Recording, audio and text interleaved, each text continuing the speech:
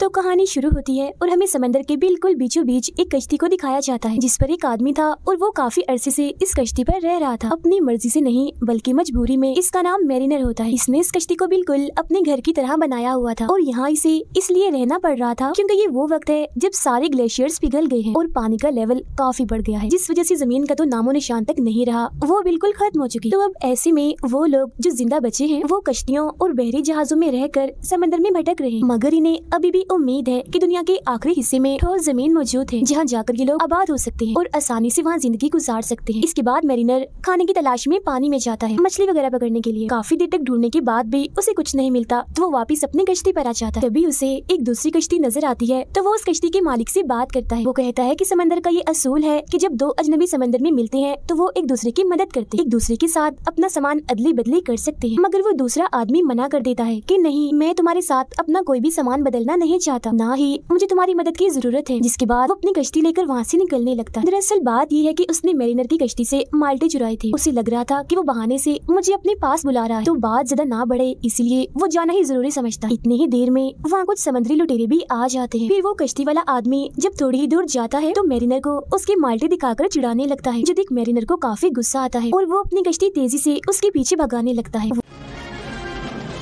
वो उस आदमी की कश्ती पर हमला करके उसे तहस नहस कर देता है और खुद यहाँ से चला जाता है। जिसके बाद समुद्री लुटेरे भी उस आदमी के काफी करीब आ गए थे, वो उस पर हमला करके जान से ही मार डालते हैं। इसके बाद मैरिनर समंदर में मौजूद एक कबीले के पास जाता है जहाँ वो इस कबीले को दरअसल अपना सामान बेचने आया था, मगर वो लोग इसका सामान खरीदने से मना कर देते क्योंकि उसके सामान में काम का कुछ नहीं था, सब बेकार था। जिसके बाद वो उन लोगों को एक बड़ी सी बोतल में रखी मिट्टी दिखाता है, जो देखने के बाद कबीले का सरदार उसे अंदर आने का कहता है। असल में हर जगह पानी होने की वजह से मिट्टी काफी महंगे दामों बिक सकती और मिट्टी की मांग भी बहुत ज्यादा थी क्योंकि उसमें अनाज उगाया जा सकता है। उस मिट्टी की कीमत लगाई जाती है तो वो लोग मैरिनर को उसके बदले 4 सिक्के देने की बात करते हैं, मगर मिट्टी क्योंकि बहुत नायाब थी इसलिए मैरिनर उसके लिए 8 सिक्के मांगता है, जिस पर वो लोग मान भी जाते हैं और उसे सिक्के दे दिए जाते हैं। जिन पैसों को लेकर वो वहीं बनी एक दुकान पर जाता है सामान खरीदने के लिए, मगर हम देखते हैं कि वो दुकान तो बिल्कुल भी नहीं लग रही थी क्योंकि वहाँ खरीदने के लिए चंद चीजों के अलावा और कुछ नहीं था। मैरिनर वहाँ से कुछ पानी और टमाटर का पौधा खरीदता है क्योंकि पानी की भी किल्लत थी और समंदर का पानी तो पिया ही नहीं जा सकता था, जिसके बदले में वो अपने आधे पैसे उस दुकान के मालिक को दे देता है। उसका नाम था हेलन। अब जब मैरिनर वहाँ से जा रहा था तो कबीले के कुछ लोग एक लड़की को लेकर उसके पास आते हैं और कहते हैं अगर तुम इस लड़की से शादी करोगे तो यहाँ से तुम जो चाहे ले जा सकते हो। अब कबीले के लोग ऐसा इसलिए चाहते थे क्योंकि मैरिनर काफी बहादुर और ताकतवर था, जबकि उसके मुकाबले में इस कबीले के लोग बुज़दिल थे। इसीलिए उन लोगों का मानना था कि शादी के बाद मैरिनर का जो बच्चा होगा वो भी उसकी तरह ही बहादुर होगा, मगर वो इसके लिए साफ साफ मना करके वहाँ से जाने लगता है। जो देख कबीले वालों को लगता है कि जरूर मैरिनर कोई इंसान नहीं बल्कि जल परी है क्योंकि वो इतने वक्त से अकेला अपनी कश्ती में भटक रहा था और आज अगर उसे मौका मिल रहा था शादी करने का तो उसने मना कर दिया, जबकि अगर वो सच में इंसान होता तो उसके लिए कभी इनकार न करता। तो वो लोग उसे वहाँ से जाने नहीं देते और उसे पकड़ लेते। तब उनमें से एक आदमी मैरिनर के कान के पीछे एक निशान देखता है जो कि जलपरियों के कानों के पीछे ही होता है। जो देख वो आदमी घबरा जाता है और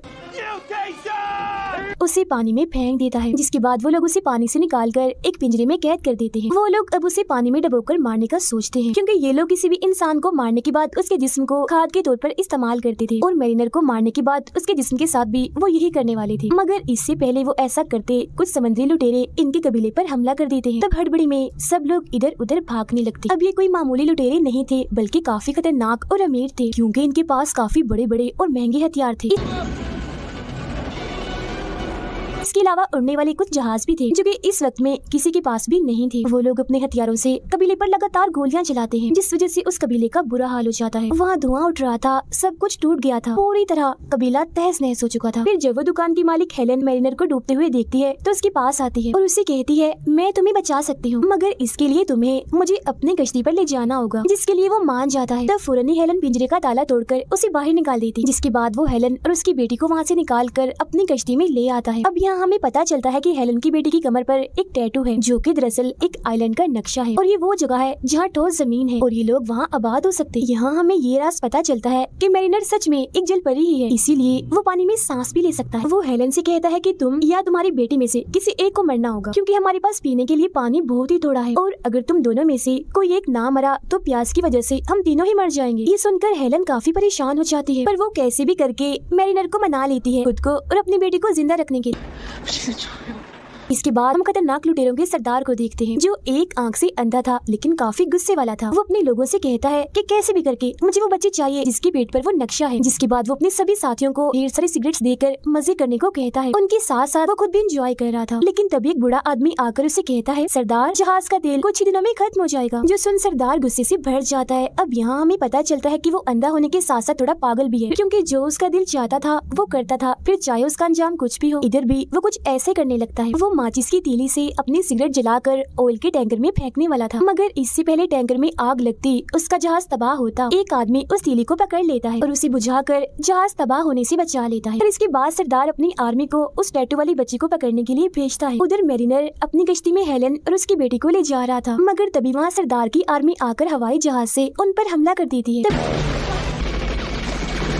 उनसे लड़ने के लिए हथियार लाने के लिए मैरिनर अपनी कश्ती के नीचे वाले हिस्से में जाता है। ये देख हेलन को लगता है कि शायद मैरिनर हमें छोड़कर भाग गया है, इसीलिए वो खुद ही एक हथियार से उन लोगों के जहाज पर हमला कर देती है। जब जैसे ही तीर उनके जहाज पर लगता है तो वो तबाह तो नहीं होता, बल्कि रस्सी उस जहाज पर अटक जाती है, जिससे अब लुटेरों का जहाज उनकी कश्ती के चारों तरफ घूमने लगता है। मगर तभी वहाँ मैरिनर आकर कैसे भी करके उस रस्सी को काट देता है, जिससे लुटेरों का जहाज आजाद होकर वहाँ से चला जाता है। अब ऐसा करके हेलन ने उस हथियार का एक तीर गवा दिया था, इसीलिए मैरिनर उस पर और उसकी बेटी पर काफी गुस्सा करता है। सजा देने के लिए वो उन दोनों के बाल काट देता है, जिसके बाद वो दोबारा से अपना सफर शुरू कर देते हैं। वो लोग आगे बढ़ ही रहे थे, मगर तभी उन्हें पानी में एक जहाज दिखाई देता है, जिसे देखकर हेलन कहती है, हमें उस जहाज पर जाना चाहिए ताकि वहाँ से हमें खाने पीने के लिए कुछ मिल सके। अब हालांकि मैरिनर उस जहाज पर जाना तो नहीं चाहता था, मगर वो हेलन की बात मानकर जहाज के मालिक के पास जाता है। वहाँ जाकर उसे पता चलता है कि ये दरअसल एक सौदागर है और वो यहाँ हेलन को खरीदने की बात करता है, मगर इसके बदले में उसके पास मैरिनर को देने के लिए कुछ भी नहीं था। पर तभी वो मैरिनर को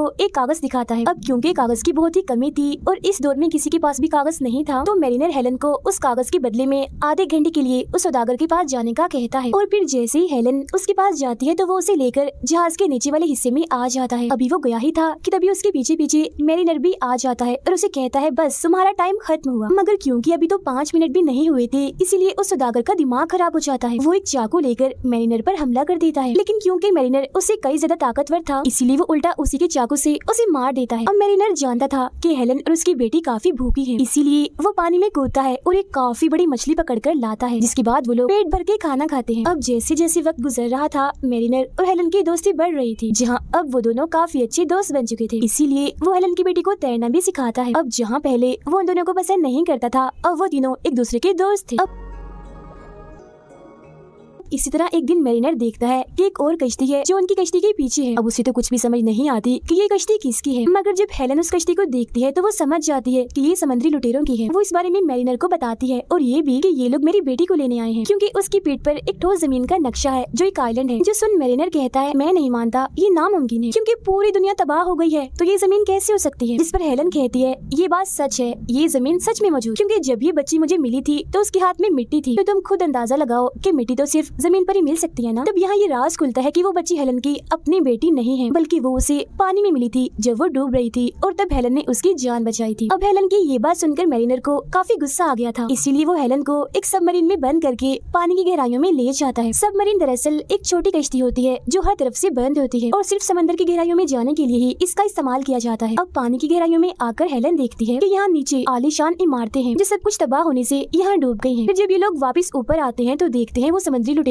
इनके काफी करीब आ चुके हैं। वो इनकी कश्ती पर आकर दोनों को पकड़ लेते हैं। सरदार इनसे पूछता है, वो बच्ची कहाँ है जो तुम्हारे साथ थी। अब क्योंकि सच में वो बच्ची के बारे में कुछ नहीं जानते थे, इसीलिए वो कहते हैं, हमें नहीं पता इस बात। ये सुनकर सरदार को गुस्सा आ जाता है, इसीलिए वो उन दोनों को मारने का हुक्म दे देता है। अब हम बच्ची को देखते हैं जो और कहीं नहीं बल्कि इसी कश्ती के नीचे छुपी हुई थी। वो उन दोनों को मारने वाली बात सुनकर ऊपर आ जाती है, जिसे देखकर सरदार फौरन ही उसे पकड़ लेता है। अब उससे बच्ची भी मिल गई थी, मगर अभी भी वो अपनी बात पर कायम रहता है, यानी वो मैरिनर और हेलन को फौरन मारने का कहता है। मगर इससे पहले वो लोग इनके साथ कुछ करते, मैरिनर हेलन को लेकर पानी में कूद जाता है। वो लोग उन पर गोलियां भी चलाते हैं, मगर वो कैसे भी करके बच जाते हैं।